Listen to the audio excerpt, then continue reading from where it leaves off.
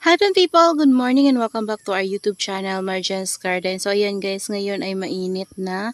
So kahapon, uminit siya maghapon. Pero nung morning kasi guys ay umulan. Pero ayan, ngayon mainit na siya. Pero maulap pa rin guys oh. Pero okay na rin yan para mainitan naman yung ating mga succulents dito. Lalo na itong ating mga naka-rain or shine. Kasi basa talaga sila guys. Ayan, so kailangan nilang matuyo. Ayan. So, yan sila dito. So, yung iba, yung mga succulents natin na nandito sa loob ng ating greenhouse ay kailangan talaga nila ng dilig kasi tuyo sila guys. So, mamaya didiligin ko yan sila guys hapon. Yung mga hapon para hindi mainit. So, kapag ngayon kasi natin siya guys dinilig, mainit maghapon. Kapag di natin natanggal yung excess water ay baka ma-sunburn sila. So, yan. Ayan na guys, yung mga succulents natin dito sa labas at ang lalaki ng mga pots na to.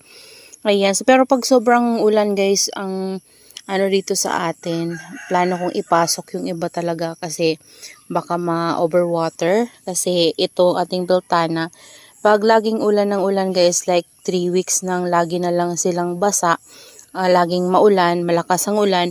So, ma-overwater talaga yan kasi sobrang laki ni guys ng pot ng ating biltana. So, yung mga kinat ko sa kanila ay meron ng mga babies.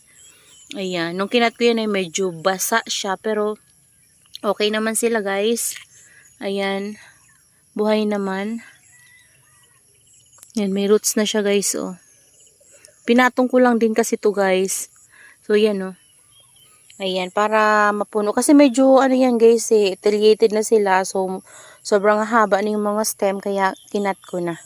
Ayan, yung ating string of hearts dyan guys. Ayan, malago na talaga. At sobrang lalaki ng mga pot ng ating mga string of hearts. Ayan, so gusto ko ito, iripat ko siya guys sa ganito na pot. Tapos gagawan din natin ng heart para magandang tingnan. Kasi pangit naman guys kapag ganyan lang, diba? Wala man lang dating. Ayan. So, kapag may heart, magandang tingnan. Ayan, no. Di ba ang lago na niya? Nung ginawa ko yan, hindi pa yan ganyan. So, hindi ko pa naayos, guys. Kasi, ayan, no. Napabayaan ko na rin sila dito sa labas. Yung inaasikaso ko kasi ngayon na yung mga niriripat ko. Ayan, tapos nagre-rearrange tayo sa loob ng greenhouse. So, marami ako guys inaasikaso. Kaya, hindi ko yung dito, hindi ko to madalaw-dalaw. So may mga ano na nga sila guys, may mga damo-damo na, yung iba hindi ko pa natatanggalan. Pero kapag dumaan ako dito guys, nakita ko may damo, tinatanggal ko. Ayan, pero hindi lahat sila matatanggalan ko. Ayan, so far guys, okay naman sila kahit na ilang linggo din yung palaging maulan dito. Pero kahit na ganun guys, umiinit-init naman kasi kahit paunti-unti. Kaya hindi naman na sira yung ating mga succulents. So meron nga lang bumigay dito yung mga sa hanging planter natin na nandito. Yan, bumigay yung aking ruby necklace na isang pot. Ayan o. Na ano yan guys, parang siyang nagkaroon ng amag. Ewan ko kung bakit ganun. Sobrang lago pa naman niya. Pero yung 2 pots ko ng ruby necklace doon guys na propagation, sobrang lago niya. So pinutulan ko nga yan guys and tinamnan ko na naman itong orange na to na nakasabit dyan. No? Ayan, so dyan ko muna nilagay. Wala pa akong mapaglagyan sa kanila. So ayusin ko pa sila dito.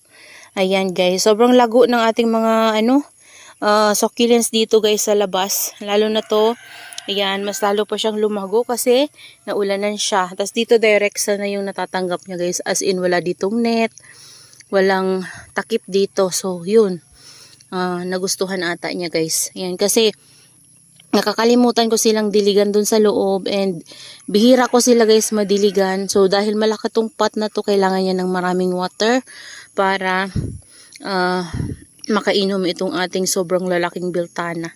Grabe guys, ang laki na ng biltana na yan. Ito naman, kailangan ko tong tingnan guys. So parang may uod. Ayan oh. Yun lang yung problema ko dito guys. Nagkakaroon sila ng uod.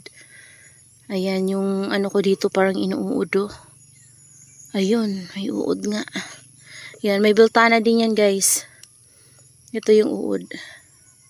Kailangan nating makuha yan kasi kapag hindi natin yan guys makuha, uubusin yan yung ating succulents. Yung rosette pa naman guys yung kinakain niya. Ayan o, tingnan nyo.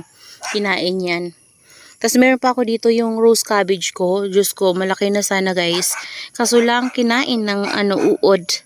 Ayan, ito pa yung baby niya guys. So, tingnan nyo. Ayan, pero parang wala na. Yun ata yung kumain. Tapos lumipat siya. Ayan. Kailangan nating tingnan maigi. Ayan, so kailangan talaga sisilip-silipin sila dito guys para maagapan natin kung may uod. Kasi kung hindi natin titingnan tas ganyan, may uod, makikita natin yan guys, ubos na. Ubos na yung mga dahon.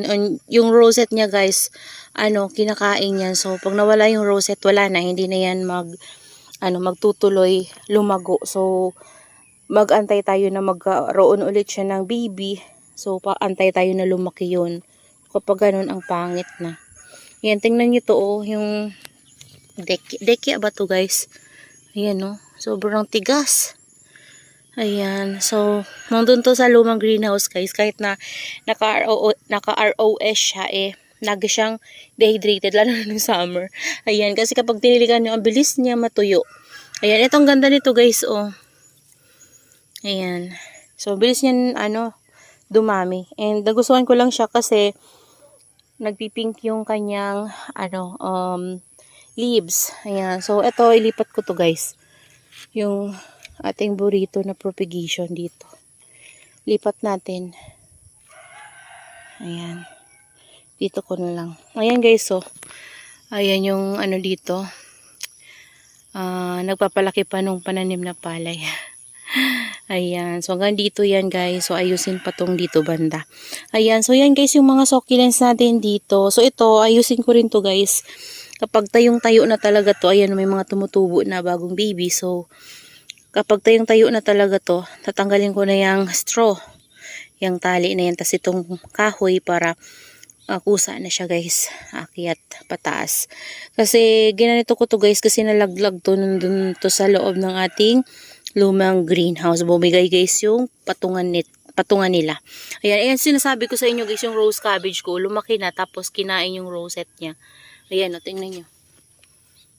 Inubos, 'di ba? Ayan, so mag-aantay tayo na magkaroon niya ng baby. So, buti na lang guys, yung rose cabbage na yan, kahit na pinapabayaan ko dito sa labas, hindi siya bumibigay. Ayan, ito meron din tayo ditong this one. Ito pinapalago ko to dito. Kasi parang yan na lang yung natira ko na jealousy. Kasi ito nilabas ko na to dito guys. So yung mga kinat ko na RNP. Ayan. So yung kinat ko nito nandun sa loob ng greenhouse. Ayan, ito pa pala guys. Ayan inuud talaga sila dito. As in. Hala, kawawa naman sila guys. Ayan. Nagpipink to dito guys. Di ko na alam kung sino dito si Purple Haze. Kasi before, mayroon akong Purple Haze. Tapos, tinabi ko sa Ghosty. Ayun. Tapos pinag-cut-cut ko na. Hindi ko na alam kung sino na si Purple Haze at si Ghosty. Kasi magkamukha na sila guys. Pero ito nagpipink na tatamaan siya ng Terexan. Ayan, ito yung ating banana guys. Ito medyo pumayat. Kasi to guys, naglagas yung iba niyang leaves nung ulan ng ulan. Kasi parang nasira ata yung stem niya. Ay, hindi naman. Yan, pero babalik din yung ganda niyan guys. Yan, ito yung isa natin na banana. Ayan. Laki kasi guys yung pot na to. Nilagyan ko din to guys ng carbo manure sa taas. So, tataba yan kapag na-absorb na niya yung nilagay natin na carbo manure. Ayan guys, yung iba natin na mga succulents yan sa mga bilog na pot. Yan, halo-halo na kasi yan guys. So, hinahayaan ko yan sila. Pero okay naman sila guys. Wala namang nagiging problema sa kanila. Hindi naman sila bumibigay. Ayan. So, yan yung ayos nila dyan. So, yung ito nga pinapabayaan ko na to dito. Yan, hayaan ko muna yan dyan guys. Ito ginupit ko to. Tapos yung ginupit ko, pinatong ko lang din ulit. Ayan, lumalago na siya. Tapos nilagyan ko yan ng lupa. Ayan, lumalago na siya. Kaso pala ito bumibigay Siguro kukunin ko na lang tong Mendoza na to guys. Andito muna natin para mainitan. Kasi dito banda, hindi siya masyadong mainitan. Oh, shaded kasi dito banda guys.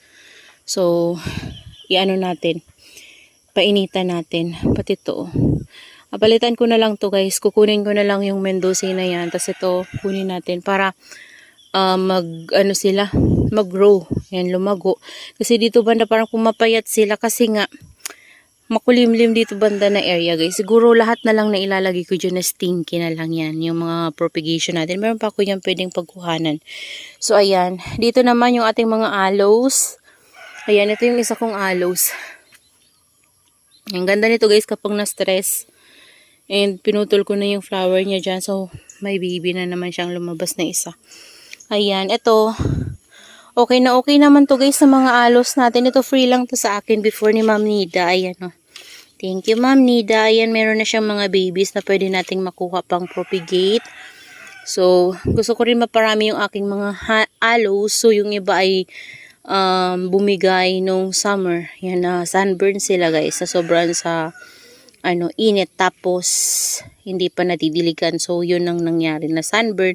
Tapos, yung iba naman na sobra sa dehydrate. Ayan. So, namatay sila guys kasi kinulang na tayo sa water. Kasi naubusan tayo ng water na dito nung summer. Ayan. Ito, meron pa tayo ditong biltana. Ayan o. Ayan, napapabayaan ko na sila guys. Dito banda na area. Dito banda na area kasi medyo shaded. Ayan. So, yan sila dito guys. Oh. Ayan, malaki na rin yung ko dito guys, yung binigay sa akin na free, kaso lang nagkakaroon siya ng mealybugs. Ayan o.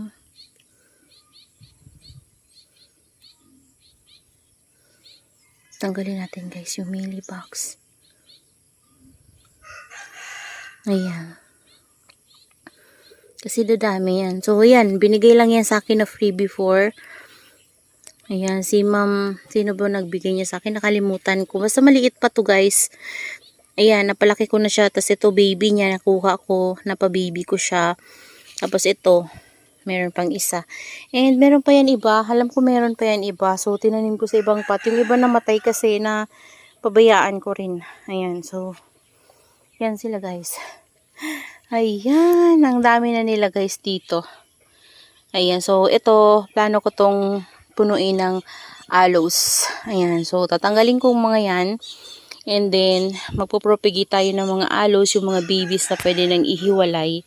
Sa mother plant, iihiwalay ko guys. And then, dito banda ng area, pupunuin natin ng aloes. Ayan. So, dito mayroon pa tayong mga aloes. So, yun yung mga iba kong mga propagation before na yan, yung pinakita ko sa inyo before na mga na-propagate ko. So, nilipat ko sa ganyan kasi nga, nahirapan ako sa water. So, pinagsama-sama ko na lang guys sila sa isang pot na yan para, makalis tayo sa water kapag nagdilig. So, lahat sila makakainom na, diba? So, ayan, nilagay ko na lang dyan. And yung ibang succulents kasi dyan guys, ay namatay din yung iba nung summer. So, yun na lang yung pinalit ko. Ayan, so, pag nagkaroon yan ng mga babies, dumami sila, pwede na natin ulit silang kuhanan ng babies. Ayan guys, so marami pa rin talaga tayong aayusin dito sa ating garden ngayon. Ayan, pero ayan, binigyan ko lang kayo guys ng update dito sa ating rain or shine succulents. Ayan yung itsura nila.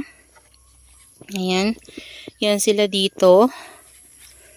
Ayan, tapos dun banda yung ating mga aloes. Ayan o, madamo na naman guys. And may nakita na naman ako dito. Ayun o. Ilabas na rin natin to muna. Yan, kasi to dito sa gilid na to, hindi siya mainitan ng maayos. Tapos, tawag dyan, hindi siya madiligan. Hindi siya nababasa kapag umuulan. Ayan o, uod. Uod yan guys. Yan. Kinain niya. So, dito muna natin to. Para mainitan yan guys. Oh, diba? Ayan, ito na. Sobra na to sa water guys. So, hayaan lang natin. Ganyan talaga. So, yan na lang muna guys. Yan, binigyan ko lang kayo ng update dito sa rain or shine succulents natin. Ayan yung update sa kanila. So that's all for today's video guys, and I hope you enjoy watching and see you on my next vlog. Happy gardening everyone! Bye-bye!